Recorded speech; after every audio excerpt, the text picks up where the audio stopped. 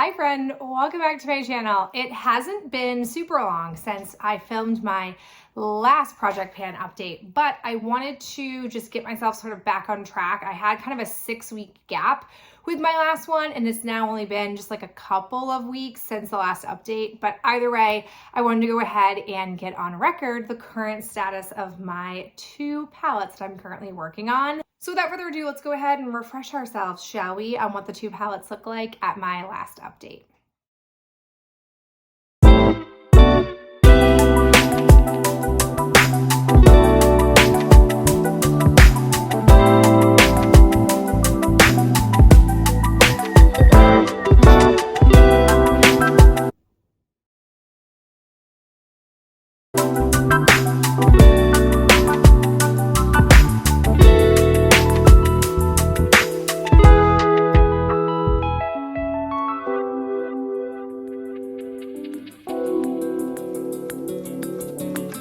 And here's what my palettes look like now. We're gonna go ahead and start with the ColourPop That's Taupe palette.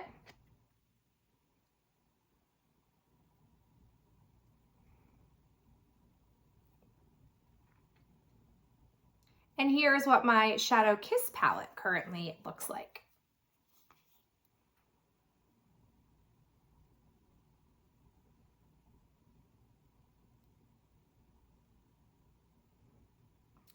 Okay, so the update in general, as you can see, is going to be relatively short because, as predicted, my makeup wearing has been super slim to none, mostly because I'm home right now full-time with my kids. We have had gorgeous, thank goodness, I probably shouldn't even say it because I'm gonna jinx it. We've had gorgeous weather, so most of our days have looked like going to the gym, going to the pool that we're members of, and then taking naps. And so none of that requires me to put any kind of makeup onto my face.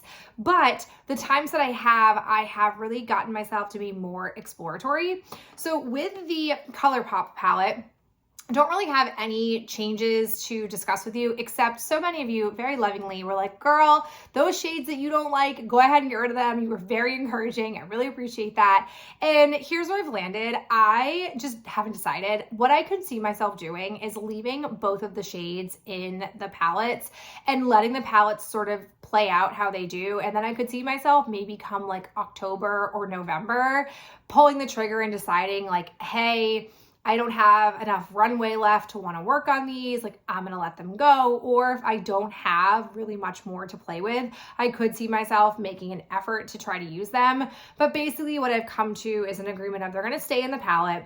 I'm not gonna force myself to really focus on them. I'm just gonna organically let it play out and see where we get with them and kind of think more about whether I want to officially kick them out or how they play out in the next few months. Right now, with the palettes just being so like rarely used, it's not a high priority need for me.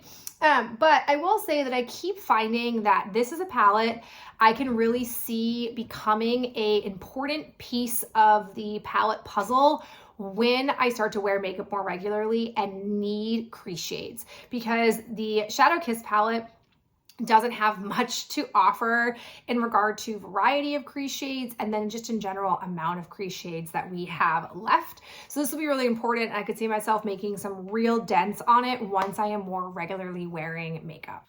All right, so now let's go ahead and talk about the Shadow Kiss palette. So as you can imagine, a lot more energy has been spent here, and I've probably only worn makeup maybe like 5 or 6 times in the 2 or so weeks since my last update. And when I was doing that, I was really just trying to explore more so this section of the palette. And here's what I have found. Currently today, I have veil in my crease and then I have Eclipse on my lid, and it just pulls dark. And I don't think it pulls that like distinctly different from each other. When I first was applying Eclipse to my lid today, I was like, I don't know if these 2 shades like go together, but it'll all like kind of work out in the end. And it very much did.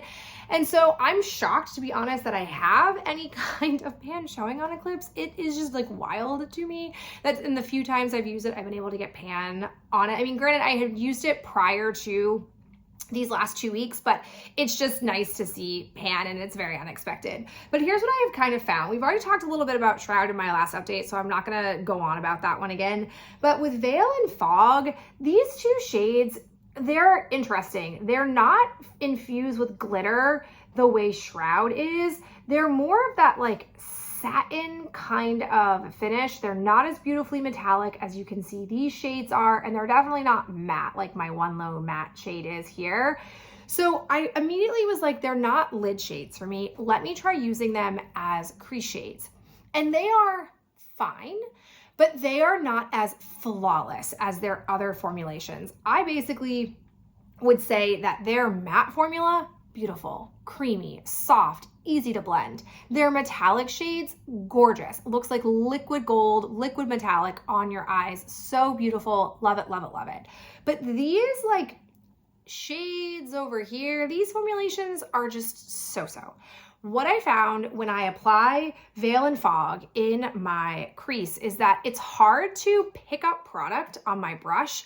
I'm like really kind of digging in, and then like when I tap off excess, which needs to happen, I then go to blend it, and it sort of like needs to almost be patted into my crease, and then I can blend it a little bit, but it's not as smooth, not as buttery, not as easy to apply, and the shades are just fine.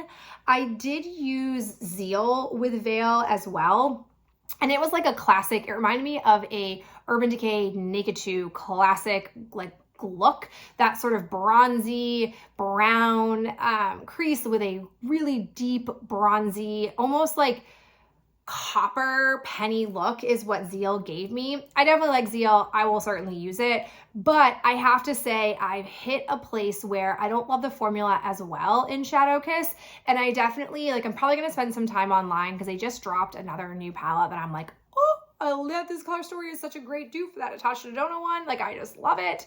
But I would probably want to pay more attention to how many of these types of shades they have put into the palette, because if it's a lot of that, it will turn me off, because I just don't think these formulations here are as sophisticated and great as the rest of their offerings. So I think the progress on here would potentially be slow, because I just don't feel like, for the few times I've used each of these, I don't feel like they're showing much usage, and it's because they're just difficult to pick up product from. But with that said, I'm just gonna keep plugging away. Now that I've played with Zeal a little bit, I kind of find myself at a point where I don't think I'm gonna really be drawn to it until I've wiped out Mist probably, or Cloak. These are all really kind of, they're different types of gold, but they all achieve the same outcome, a golden eye look. And I'm tend to just be more drawn to these two than I am over Zeal. But I don't think it would take much effort for me to pan Zeal if I really was giving it my best effort, giving it some real zeal, some might say.